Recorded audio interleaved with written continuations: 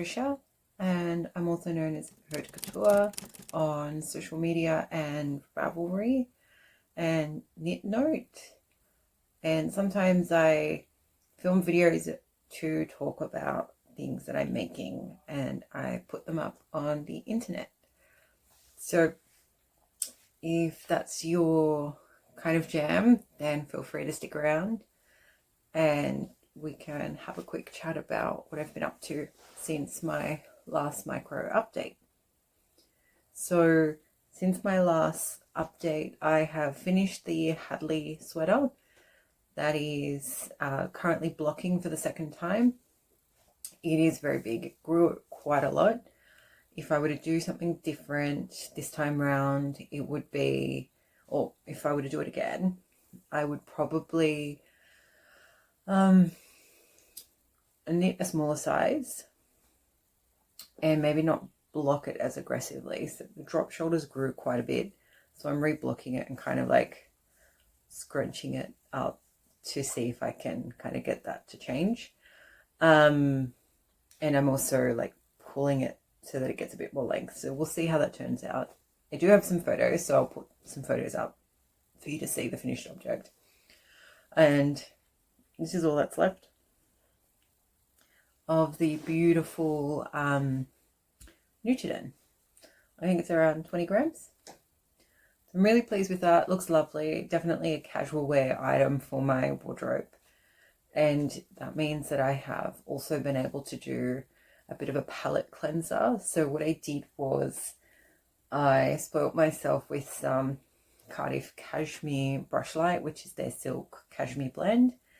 And I made myself some penny gloves. I didn't take note of the color, so I can't tell you what color this is. I think it's either the brown or Sierra. And they're beautiful. They fit really well.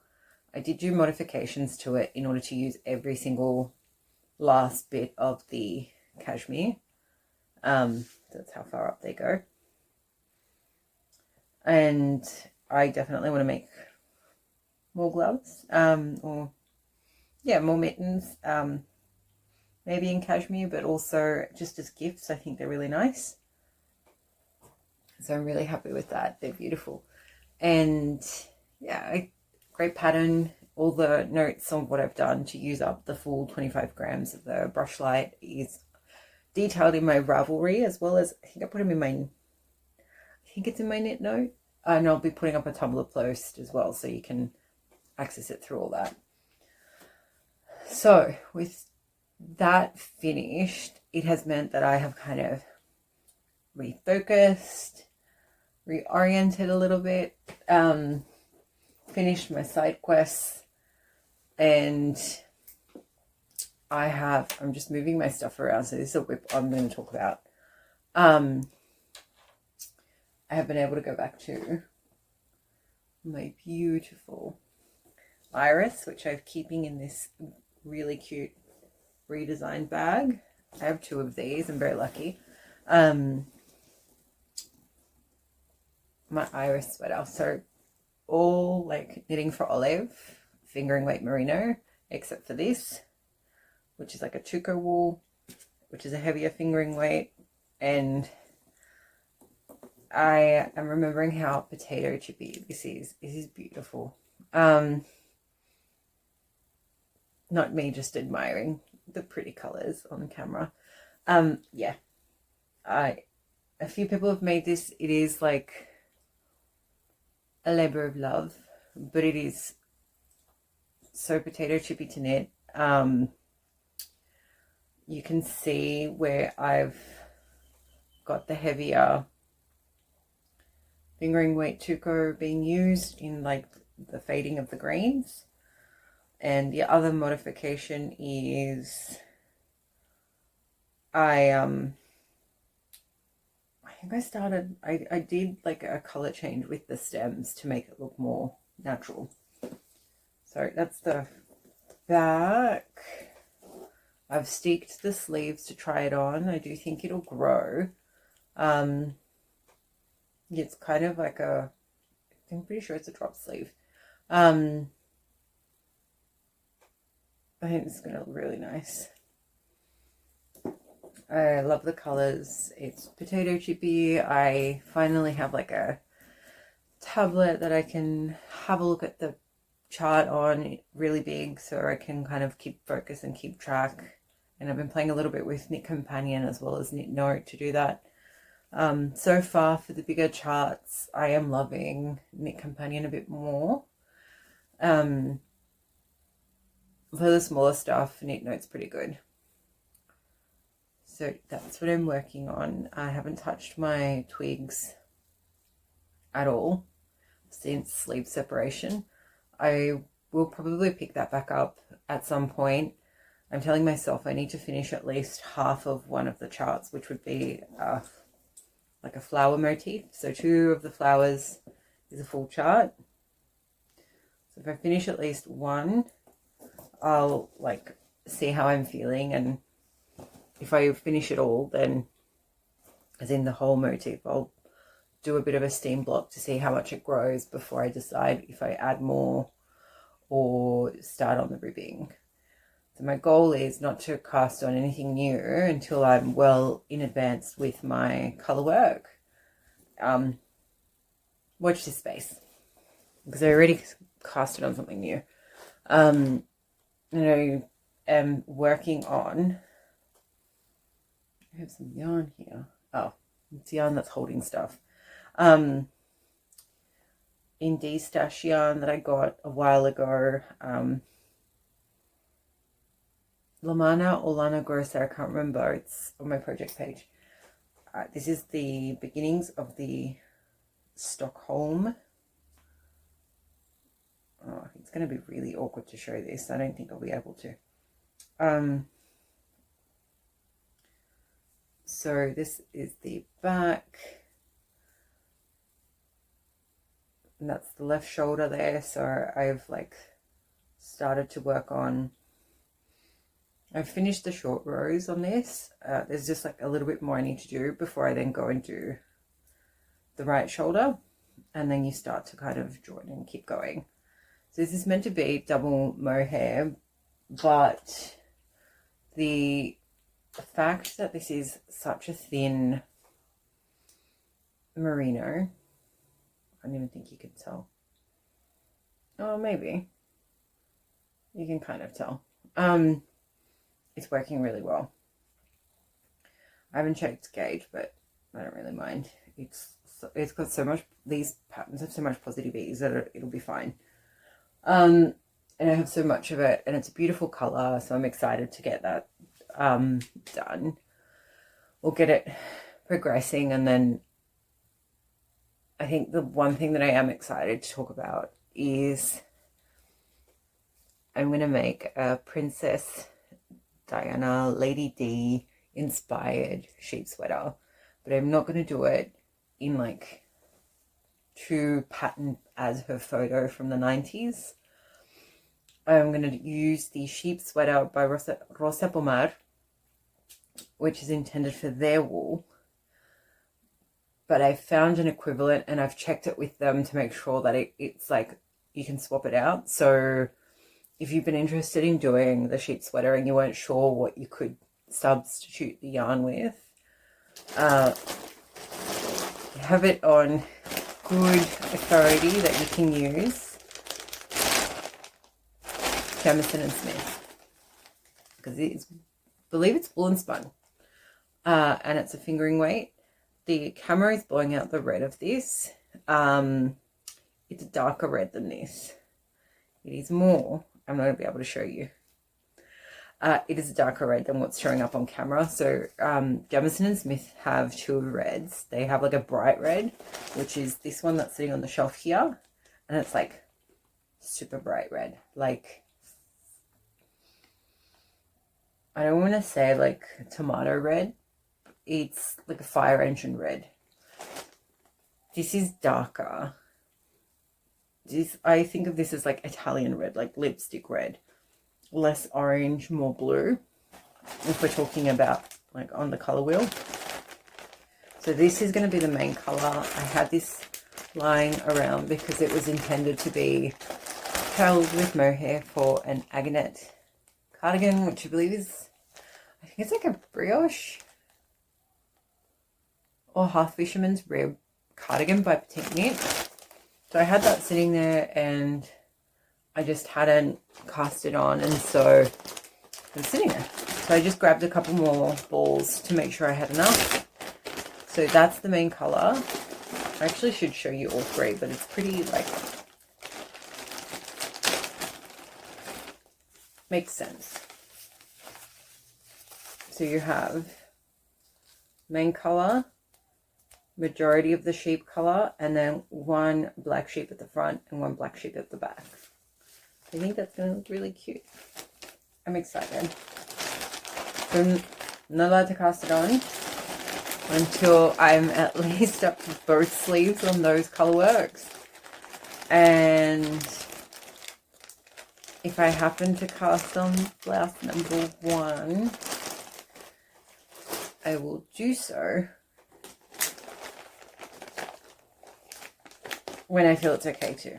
As in, when I don't feel like I'm going to be overwhelmed. So yeah, that's kind of where I'm at this week. I chugging along, eating my potato chips away at the colour work on the iris and really loving it.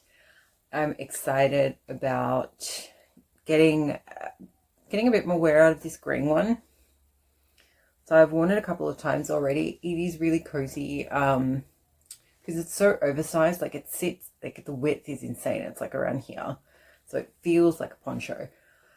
So because of that, a lot of airflow happens, and so whilst Newton can be notoriously warm, especially here in the southern hemisphere, it's not so bad at a bigger gauge and where you've got like room for the air to circulate so that you're regulating your body temperature. But it's also a non-superwash, right? So it's still got the natural scales of the wool, so that kind of expands and contracts based on your body heat as well. So excited to get more wear out of this, excited to see what happens with the reblocking of it. I did entertain throwing it in the dryer just to shrink it up a little bit, but I don't want to felt it. It's really nice. I'm happy to have it as like, not even like Hampton's grandma vibes, more like cottagecore grandma vibes. Like, it looks great with jeans. I'm sure it'll look good with black pants. I haven't tried yet. But yeah, I think it'll be fine. So I really, really love it. And now that I'm seeing like the iris on camera like this properly for the first time, like against me, like I'm so excited for this. I think this is going to look really nice. It just knits up, even for fingering weight, it knits up pretty quickly. Like she says, after having put it on hold for a little bit, it does knit up quickly. Like, you get really engaged in it, in the process. And I think this is just confirming that I need to lean more into these kind of autumnally colours. Even though these are a bit of a cooler green, these mid-tone browns are really nice. So I'm exiting shop before I'll show it now. I'm catching floats. I'm doing it at different pace to what the pattern says. I'm quite impressed with myself. This is like a all over color work, which I've never done before. That was one of my needles. Yeah, this is doing really well. Yeah, I'll get that in a minute. And lastly, I am wearing the Badger sweater by Lotta Lothgren. I do have her book. So from this book, it's great. She's got lots of beautiful patterns in here. There's a couple of others that I've been wanting to make. I just haven't penciled them into my queue, but this is like it's the cover image. This is what sold me in terms of this sweater.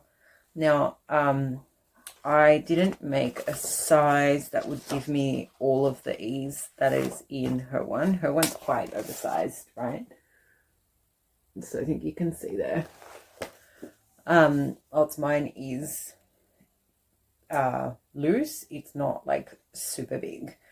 I didn't want like a capey kind of circular yoke. This was like my first colorwork jumper.